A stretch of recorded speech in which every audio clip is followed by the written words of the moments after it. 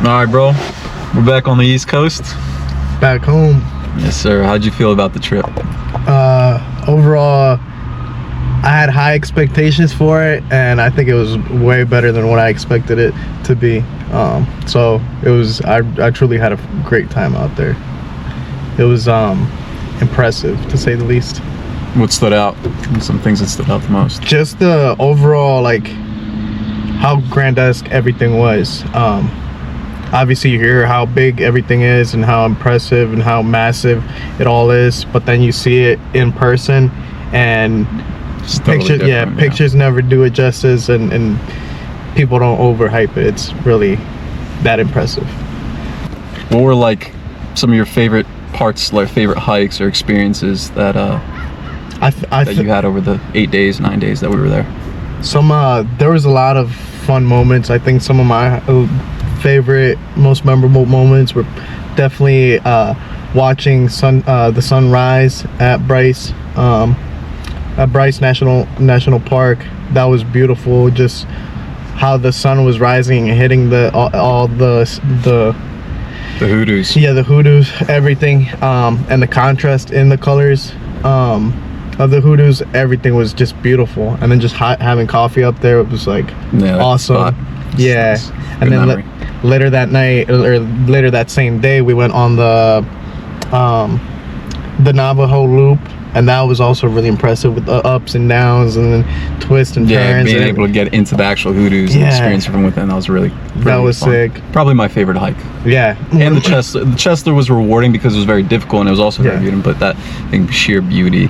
I feel like every turn you take, it would be something different, and it would be a different view. Although it's still hoodoos, it's a different view. Yeah, some of the you'd go up the trail and you get a high point in the trail and you look down and you're looking at the same thing but from above, and it look impressive, and then it dipped down and you look at everything from from down below. You look up at it and it look impressive. So it just all the different angles.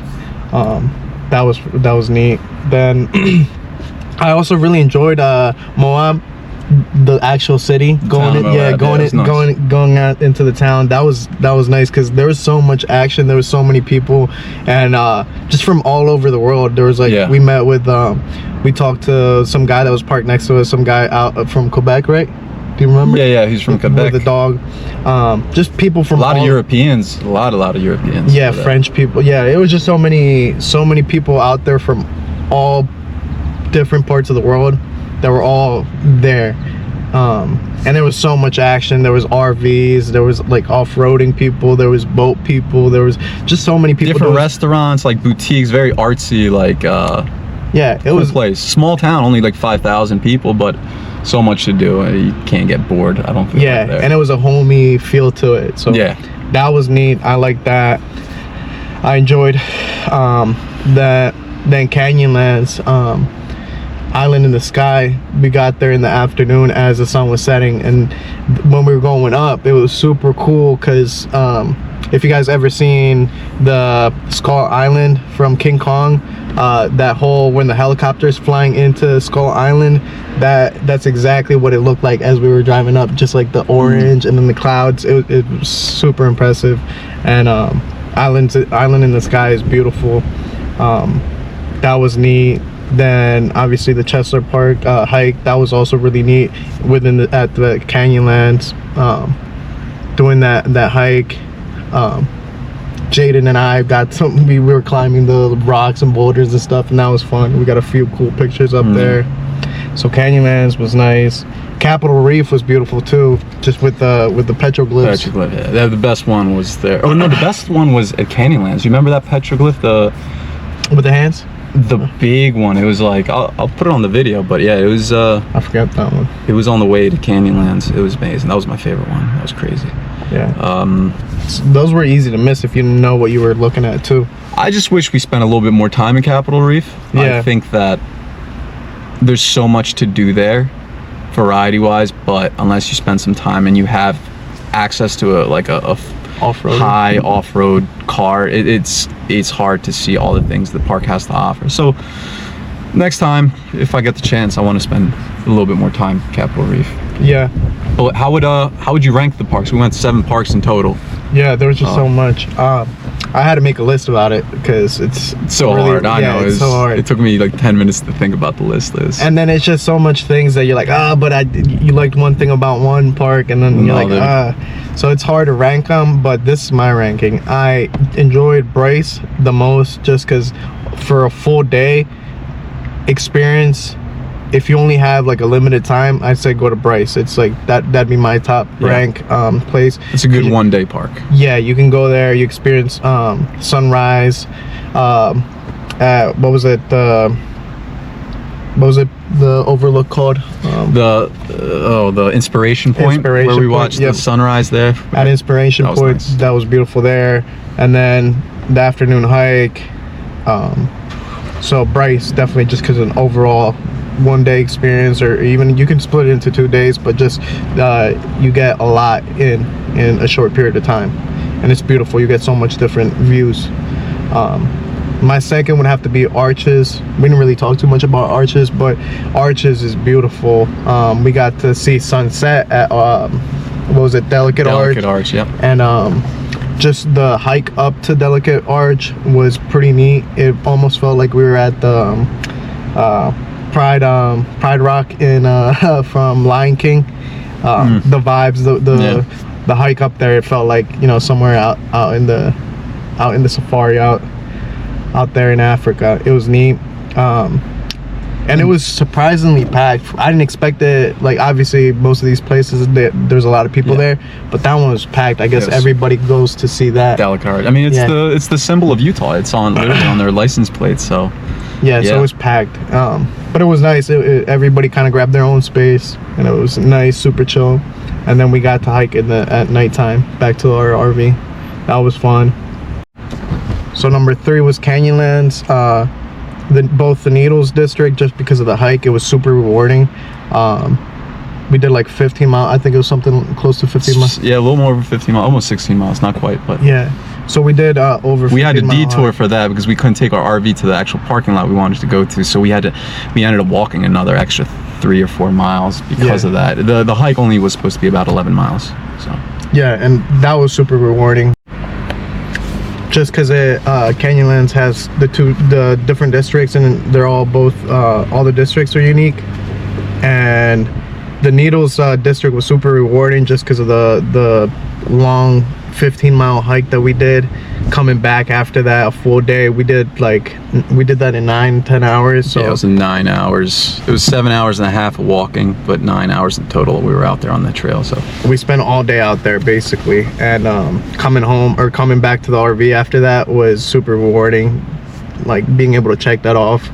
And the hike itself is pretty neat because it's pretty physically demanding. It's nothing too crazy, but it is a little bit more physically demanding than some of the other hikes. Some of the other hikes are, you can tell they're much more man-made. These are off the grid type trails, so that's what makes it super rewarding. And then the island in the sky is just so beautiful, just something out of a movie. There, even the arch there, like what was it called? I forget what it was called. Remember the first arch we saw during our trip was in Canyonlands. Yeah, it was, I forgot the name, but that was phenomenal over there in Island in the Sky. Yeah, and then just seeing what were the canyons that we could see, the deep ones. Yeah, I mean, there's just the Canyonlands. There's just canyons and Canyonlands there. Yeah, what are you talking over there in Canyonlands? Island in the sky. Yeah, there was a point where you were off on a canyon, and it dropped down to level floor, and then there was canyons inside. Yeah, that was layers upon layers. That was cool seeing that. It almost looked like a huge footprint, like a dinosaur footprint or something. That was impressive. It literally looks like another world when you're over there. It doesn't feel like you're on planet Earth. Yep. So then Mesa Verde is number 4 for me. Mesa Verde was we stopped at a few viewpoints, but we bought an audiobook, and as we were riding through Mesa Verde, we got to hear some of the history behind it, both geological and the ancestral history behind it. And that was for me it was super neat because I just recently did my ancestry DNA testing, and I'm like 67% Native Americas, all the Native Americas. So, you know, it's fun to hear where back in the day people were migrating in those areas. Yeah, that was really cool. And I think for me, I expected just to see archaeological beauty over there when we went, but I was captured by the nature too. I thought, you know, the nature was really nice. You had these huge gorges with green trees. It was much greener than the other parks we were at because it was in Colorado. And yeah, I think that I was pleasantly surprised by Mesa Verde's nature and not just the actual ruins. But I wish we could have accessed the ruins. That would have really put the cherry on top of the trip there. In season. Unfortunately, we just had to observe it from afar. Yeah, didn't have the tours yet. But that was number 4 for me, Mesa Verde. Grand Canyon and Zion, I almost feel bad. They're kind of a tie. They're 5th and 6th place for me. I think what did a little bit of disservice for the Grand Canyon, since it was the last one we saw. At that point, we were just so desensitized to seeing so many impressive sights for like 8-9 days at that point. It was super grand. I got some pretty cool shots up there, some beautiful pictures at sunset, and the snow at I was not expecting snow at Grand Canyon, but we got snow, and that was pretty neat. But I think it did a little bit of disservice, just the fact that it was the last one. We were just so desensitized, and Zion was the first one we started out with, and Zion's super impressive too. Just so many there's a lot of green out there. There's so much waterfalls. There was a lot of areas that we didn't get as much water as I expected out of the waterfalls, but there was a lot of waterfalls. I have them tied both.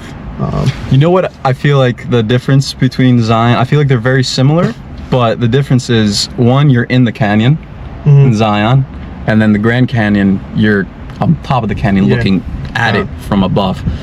But the thing I would say I'd like Zion a little bit more because you can enjoy it, I feel like. Whereas with Grand Canyon, it's so huge, it's grandiose, it's mind-boggling to see what nature has done over millions of years. But it feels like you can't really enjoy it. It's there in front of you, it's deep, it's vast, but it's like you almost can't access it. And you can, there's hikes and stuff, but we didn't get to do any of those hikes. But yeah, it was just more of a ride along tour, and we got a little bit of hiking in, but it wasn't too much where you actually got to go in or access the actual canyon. It was just from above that you saw everything, which was neat. But again, after seeing all these beautiful spots, for me it came in at a tie, 5th and 6th place with Zion. Those two are tied. And then number 7 for me, last one I'd have to rank, was Capitol Reef. I did enjoy Capitol Reef, but I feel like if we had an RV or just an off-road vehicle to go further into some of the nicer spots, it would have been that much more cooler. But unfortunately, we didn't get a chance to do that. Yeah, we didn't get to do that. It was I thought it was really impressive, though. I think because I had seen other vloggers go to Capitol Reef and stuff like that, and I thought, okay, that's nice, but like you said, it's never does it justice. You have to go there, and I was actually pleasantly surprised. It looks much more larger than on video, and but yeah, like you said, we didn't do it justice because we just didn't spend that much time there, and we didn't have like a Jeep to be able to access all the cool things there are to access inside that park. What was cool about it though is getting to see the petroglyphs. After you see the petroglyphs, you kind of walk away with this like, I wonder. It leaves that thought of like, I wonder who put these petroglyphs on there, because the thing about the petroglyphs is they had some really old ones, and then there was some petroglyphs that were put in after the fact by some of the like Europeans that came into the area, and they left their own petroglyphs. I think they had like 3 different petroglyphs. You had like the ancient Indians, then you had like later Navajo, and then you had European settlers.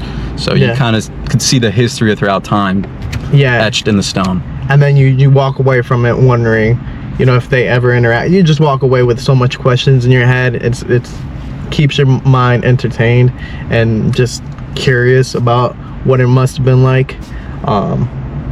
Also, the thing about Capitol Reef, despite, I'd also probably put it at the bottom of my list, but it was still impressive. the campground was the prettiest one in Fruta. Do you remember the little village in Fruta? Yeah. The way you had these sheer just canyons that drop straight down, right up close to the campground, and then you had these beautiful trees. You had the creek go right through the campground. It was probably the most pretty campground I saw during this trip. Yeah, and they harvest fruits on there. They were selling like apple pies and like a whole bunch of different fruits that you show up later in the summer. You can actually harvest. They let you go harvest apples, all the peach, and then you can grab pies there too. So you can't beat that, right? Yeah. What other park offered pies? None.